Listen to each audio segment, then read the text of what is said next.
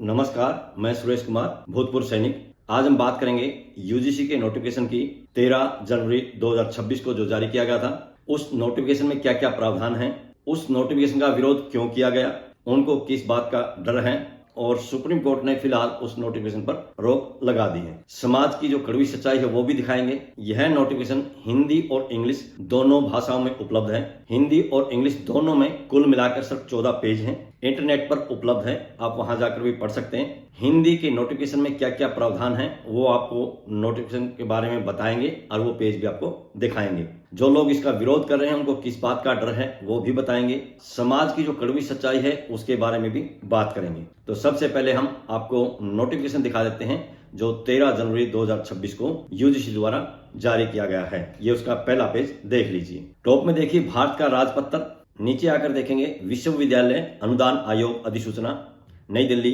13 जनवरी 2026। विश्वविद्यालय अनुदान आयोग उच्च शिक्षा संस्थानों में समता के संवर्धन हेतु विनियम 2026। यद्यपि विश्वविद्यालय अनुदान आयोग यूजीसी विश्वविद्यालयों में उच्च शिक्षा के मानकों का समन्वय एवं निर्धारण करने के लिए अतिदिष्ट एवं सशक्त किया गया है और यद्यपि राष्ट्रीय शिक्षा नीति 2020 पूर्ण समता एवं समावेदन को भी शैक्षणिक निर्णयों की आधारशिला के रूप में मान्यता देती है ताकि यह सुनिश्चित किया जा सके कि सभी छात्र शिक्षा प्रणाली में उन्नति कर सकें।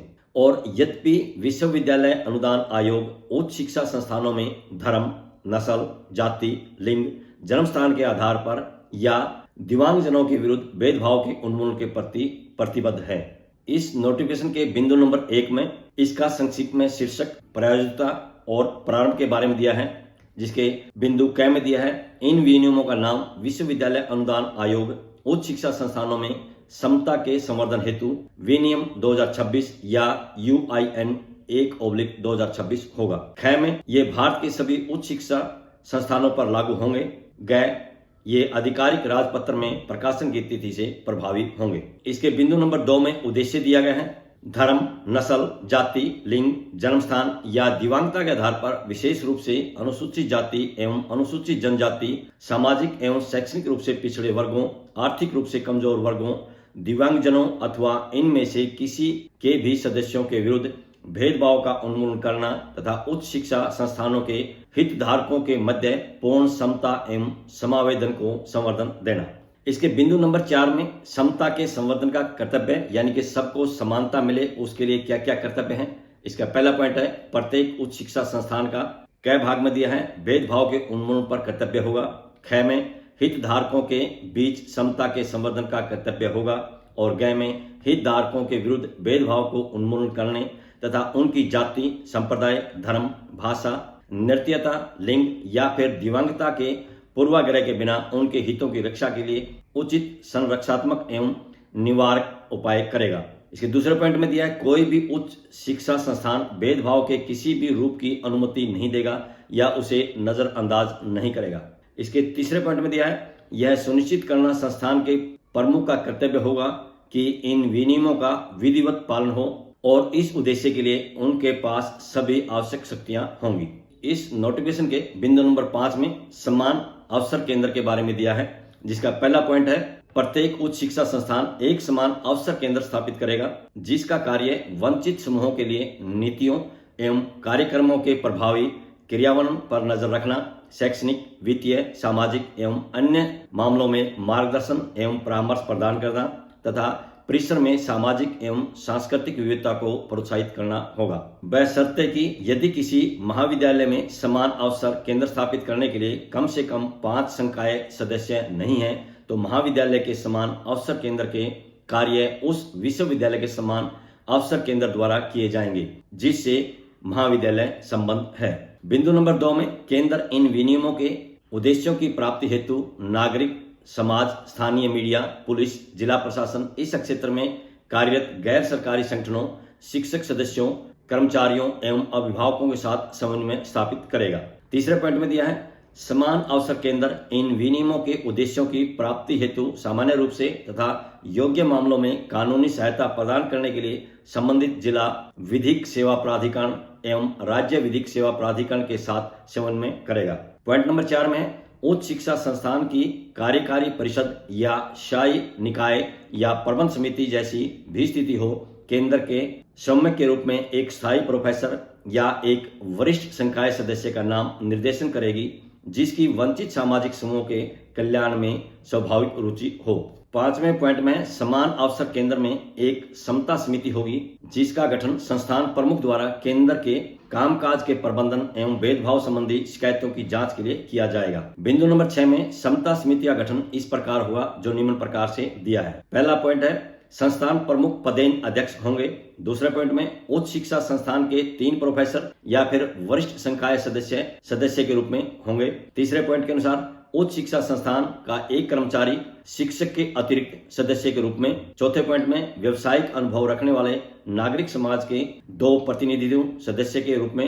और 5वें पॉइंट में 2 छात्र प्रतिनिधि जिनका नामांकन शैक्षणिक योग्यता, खेलों में उत्कृष्टता या फिर सह पाठ्यक्रम गतिविधियों में प्रदर्शन के आधार पर किया जाएगा, विशेष आमंत्रित के रूप में। छठे पॉइंट के अनुसार समान अवसर केंद्र का समन्वय पदेन सदस्य सचिव के रूप में कार्य करेगा। आगे इसके 7वें पॉइंट में दिया है समिति में अन्य पिछड़ा वर्ग, दिव्यांगजन, अनुसूचित जाति, अनुसूचित जनजाति और महिलाओं का प्रतिनिधित्व होना चाहिए। 8वें पॉइंट के अनुसार सदस्यों का कार्यकाल 2 वर्ष का होगा और विशेष आमंत्रितों का कार्यकाल 1 वर्ष का होगा। 9वें पॉइंट के अनुसार समिति की वर्ष में कम से कम 2 बार बैठक होगी और बैठक के लिए गणपूर्ति यानी कि जो कोरम होगा, जिसमें अध्यक्ष शामिल होंगे, किंतु विशेष आमंत्रितों को छोड़कर 4 की होगी। समिति अपनी अर्धवार्षिक बैठकों में पिछले 6 महीने से प्राप्त मामलों पर की गई कार्रवाई की समीक्षा करेगी, जिसमें उसके द्वारा अन्य समितियों को भेजे गए मामले भी शामिल होंगे, जो यूजीसी के किसी अन्य विनियमों या वर्तमान में लागू किसी अन्य कानून के तहत गठित की गई हो। और इसके 10वें पॉइंट में दिया है समान अवसर केंद्र के निम्नलिखित कार्य होंगे। बिंदु नंबर 10 के क भाग में दिया है उच्च शिक्षा संस्थान में समुदाय को समग्र रूप से समता एवं समान अवसर सुनिश्चित करना और सामाजिक समावेशन लाना है। ख के अनुसार छात्रों, शिक्षण एवं गैर शिक्षण कर्मचारियों के बीच समता को संवर्धन देना और साथ ही भेदभाव की धारणा का उन्मूलन करना। ग के अनुसार विभिन्न सामाजिक पृष्ठभूमि से आने वाले छात्रों के बीच शैक्षणिक संवाद तथा स्वस्थ अंतर्वैयक्तिक संबंधों के विकास के लिए एक सामाजिक रूप से अनुकूल वातावरण बनाना। घ के अनुसार हितधारकों को सामाजिक समावेशन के प्रति संवेदनशील बनाने के प्रयास करना। अडय के अनुसार समाज के वंचित वर्ग से संबंधित व्यक्तियों या छात्रों के समूह की सहायता करना। च के अनुसार किसी भी भेदभाव की घटना का प्रतिवेदन करने वाले पीड़ित व्यक्ति को प्रतिशोध से बचाना। 6 के अनुसार सामाजिक रूप से वंचित वर्ग के कल्याण हेतु योजनाओं एवं कार्यक्रमों से संबंधित सूचना, साथ ही समय समय पर जारी सरकार तथा यूजीसी या अन्य संबंधित एजेंसियों, संगठनों के अधिसूचनाएं, ज्ञापन, कार्यालय आदेश का प्रसार करना। जय के अनुसार उन कार्यों की एक उदाहरणात्मक सूची तैयार कर एवं प्रसारित करना जिन्हें भेदभाव माना जाएगा। जय के अनुसार समाज के वंचित समूह से संबंधित छात्रों के प्रवेश के लिए समावेशी प्रक्रियाएं तैयार करना। अनय के अनुसार वंचित लोगों से संबंधित छात्रों को सहायता प्रदान करने के लिए शैक्षणिक एवं वित्तीय संसाधन जुटाने हेतु सरकार एवं अन्य एजेंसियों, संगठनों के साथ समन्वय स्थापित करना। टय के अनुसार भेदभाव की किसी भी घटना का प्रतिवेदन करने के लिए एक ऑनलाइन पोर्टल बनाए रखना। ठय के अनुसार उच्च शिक्षा संस्थान में समता को संवर्धन देने के लिए आवश्यक समझे जाने वाले अन्य कार्य करना। नोटिफिकेशन के बिंदु नंबर 5 के सब पॉइंट 13 के अनुसार समान अवसर केंद्र प्रत्येक वर्ष जनवरी और जुलाई के अंत तक अपनी गतिविधियों की एक अर्धवार्षिक प्रतिवेदन प्रकाशित करेगा और यह प्रतिवेदन उच्च शिक्षा संस्थान की वेबसाइट पर उपलब्ध कराई जाएगी। प्रतिवेदन में छात्रों एवं कर्मचारियों की जनसांख्यिकीय संरचना, पिछले शैक्षणिक वर्ष के छात्रों की ड्रॉप आउट दर, इन विनियमों के तहत प्राप्त शिकायतें, अभियोग और उनकी वर्तमान स्थिति शामिल होगी। नोटिफिकेशन के बिंदु नंबर 6 में समता हेल्पलाइन के बारे में दिया है। आगे इसके सब पॉइंट 1 में प्रत्येक उच्च शिक्षा संस्थान एक समता हेल्पलाइन स्थापित एवं संचालित करेगा जो 24 घंटे कार्यरत होगी, बशर्ते कि यदि किसी महाविद्यालय की समता हेल्पलाइन किसी कारणवश कार्यशील नहीं है तो उस कॉलेज के हितधारकों के लिए संबंध विश्वविद्यालय की समता हेल्पलाइन सुलभ होगी। सब पॉइंट 2 के अनुसार समता हेल्पलाइन किसी भी ऐसे हितधारक के लिए सुलभ होगी जो किसी भेदभाव से संबंधित घटना के कारण संकट में हो। सब पॉइंट 3 के अनुसार यदि सूचना देने वाला व्यक्ति अनुरोध करता है तो भेदभाव की सूचना देने वाले हितधारक की पहचान गोपनीय रखी जाएगी।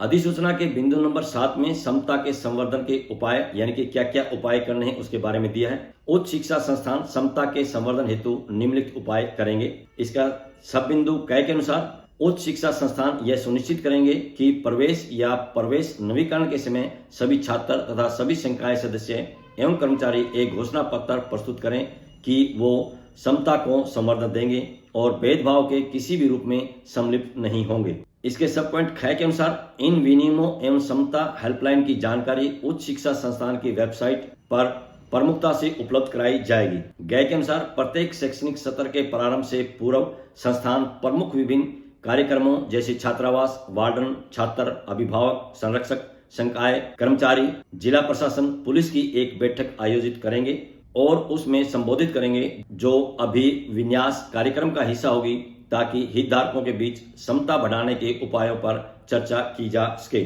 और इन विनियमों के बारे में जागरूकता पैदा की जा सके। बैठक का एक वीडियो उच्च शिक्षा संस्थान की वेबसाइट पर उपलब्ध कराया जाएगा। सब पॉइंट घ के अनुसार उच्च शिक्षा संस्थान यह सुनिश्चित करेंगे कि छात्रावासों, कक्षाओं, मेंटरशिप समूहों या किसी अन्य शैक्षणिक उद्देश्यों के लिए कोई भी चयन, अलगाव या आवंटन पारदर्शी, निष्पक्ष और गैर भेदभावपूर्ण हो। अध्याय के अनुसार समता को संवर्धन देने के लिए उच्च शिक्षा संस्थान परिसर में उपयुक्त संस्थानों पर पोस्टर प्रमुखता से प्रदर्शित करेंगे और कार्यशालाएं, कार्यक्रम आदि आयोजित करेंगे। च के अनुसार उच्च शिक्षा संस्थान छात्रों, संकाय सदस्यों और कर्मचारियों के परामर्श हेतु व्यावसायिक परामर्शदाताओं की सेवाएं लेंगे या सहायता प्राप्त करेंगे। 6 के अनुसार उच्च शिक्षा संस्थान समता को संवर्धन देने के लिए यूजीसी द्वारा समय समय पर जारी विभिन्न दिशा निर्देशों जैसे उच्च शिक्षा संस्थानों को सामाजिक आर्थिक रूप से वंचित समूहों के लिए समान अवसर प्रदान करने के दिशा निर्देश आदि को लागू करेंगे। सब पॉइंट ज के अनुसार किसी भी भेदभाव की घटना के पीड़ित या गवाह, चाहे वह छात्र, संकाय सदस्य या कर्मचारी ही क्यों न हो,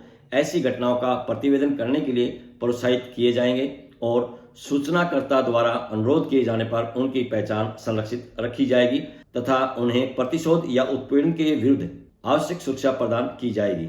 नोटिफिकेशन के बिंदु नंबर 8 में भेदभाव की घटना के मामले में प्रक्रिया यानी कि क्या प्रोसेस अपनाया जाएगा उसके बारे में दिया है। इसके सब पॉइंट क में कोई भी पीड़ित व्यक्ति किसी भी भेदभाव की घटना की सूचना ऑनलाइन पोर्टल पर लिखित रूप में या समान अवसर केंद्र के समन्वय को ईमेल भेजकर दे सकता है। पीड़ित व्यक्ति की पहचान अनुरोध किए जाने पर गोपनीय रखी जाएगी।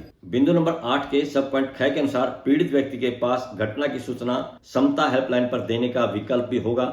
हेल्पलाइन पर प्राप्त सूचना यदि प्रथम दृष्टा दंड विधियों के अंतर्गत कोई मामला बनता है तो संबंधित पुलिस पदाधिकारियों को अग्रेसित कर दी जाएगी। ग के अनुसार समता समिति ऐसी सूचना प्राप्त होने पर उचित कार्रवाई करने के लिए 24 घंटे के भीतर बैठक करेगी। समता समिति मामले को यूजीसी के किसी अन्य विनियमों या वर्तमान में लागू किसी अन्य कानून के तहत गठित किसी समिति को भी निर्देशित कर सकती है यदि उसकी राय है कि मामले को उस समिति द्वारा बेहतर ढंग से निपटाया जा सकता है या विनियमों या कानून के प्रावधानों के अनुसार उस समिति द्वारा उस पर कार्रवाई की जानी आवश्यक है या वह समिति पहले से ही मामले की जांच में है। घ के अनुसार समता समिति तत्पश्चात 15 कार्य दिवसों के भीतर अपना प्रतिवेदन संस्थान के प्रमुख को प्रस्तुत करेगी। समता समिति का प्रतिवेदन की एक प्रति पीड़ित व्यक्ति को भी भेजी जाएगी। अध्याय के अनुसार समता समिति से प्रतिवेदन प्राप्त होने पर संस्थान का प्रमुख उच्च शिक्षा संस्थान के नियमों के अनुसार 7 कार्य दिवसों के भीतर आगे की कार्रवाई शुरू करेगा। हालांकि यदि दंड विधि के तहत कोई मामला बनता है तो पुलिस अधिकारियों को तत्काल सूचित किया जाएगा। च के अनुसार यदि संस्थान के प्रमुख के विरुद्ध कोई शिकायत की जाती है तो समता समिति की बैठक की अध्यक्षता समान अवसर केंद्र के समन्वयक द्वारा की जाएगी और समता समिति का प्रतिवेदन संस्थान के प्रमुख के अगले उच्चतर पदाधिकारी को अग्रेसित की जाएगी। नोटिफिकेशन के बिंदु नंबर 9 में अपील के बारे में दिया गया है। बिंदु नंबर 1 में समता समिति का प्रतिवेदन से असंतुष्ट व्यक्ति उस प्रतिवेदन को प्राप्ति की तिथि से 30 दिनों के भीतर लोकपाल के समक्ष अपील कर सकता है। लोकपाल किसी अपील की सुनवाई सुविधाजनक बनाने के लिए एक अमिकस क्यूरी, जिसको न्याय मित्र बोलते हैं, नियुक्त कर सकता है। सब पॉइंट 2 के अनुसार लोकपाल द्वारा नियुक्त एमिकस क्यूरी को उच्च शिक्षा संस्थान द्वारा उचित शुल्क का भुगतान किया जाएगा। सब पॉइंट 3 के अनुसार लोकपाल विश्वविद्यालय अनुदान आयोग विनियम 2023 जैसे समय समय पर संशोधित के अनुसार 30 दिनों की अवधि के भीतर अपील का निपटारा करने के लिए सभी प्रयास करेगा। नोटिफिकेशन के बिंदु नंबर 10 में निगरानी के बारे में दिया गया है। उसके सब पॉइंट 1 में यूजीसी इन विनियमों के उद्देश्यों की प्राप्ति में की गई प्रगति की समीक्षा के लिए एक निगरानी तंत्र स्थापित करेगा। इसके लिए उच्च शिक्षा संस्थानों से सूचना मांगना, उच्च शिक्षा संस्थानों के परिसरों का दौरा करना आदि सहित तंत्र विकसित करेगा। ऐसी समीक्षा के आधार पर यूजीसी उच्च शिक्षा संस्थानों को एक विनियमों के उद्देश्य को प्राप्त करने के लिए उपाय करने की सलाह दे सकता है और उच्च शिक्षा संस्थान तदनुसार कार्य करेंगे। सब पॉइंट 2 के अनुसार यूजीसी एक राष्ट्रीय स्तरीय निगरानी समिति का गठन करेगी जिसमें वैधानिक व्यावसायिक परिषदों और आयोगों तथा नागरिक समाज के प्रतिनिधि होंगे।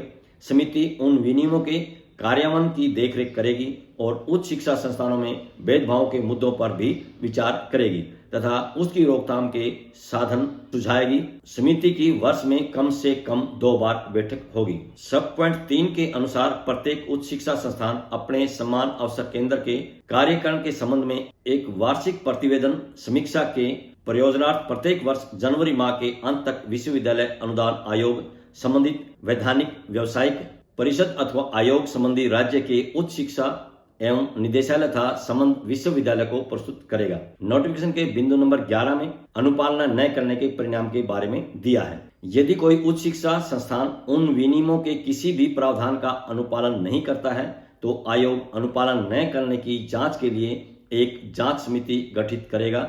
यदि आयोग द्वारा गठित जांच समिति द्वारा अनुपालन न करना सिद्ध हो जाता है तो उच्च शिक्षा संस्थान पर निम्नलिखित कार्रवाई की जाएगी। इसके सब पॉइंट क के अनुसार यूजीसी योजनाओं में भाग लेने से वंचित किया जाएगा।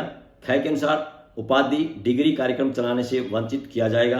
ग के अनुसार मुक्ति एवं दूरस्थ शिक्षा और ऑनलाइन माध्यम से कार्यक्रम संचालित करने से वंचित किया जाएगा।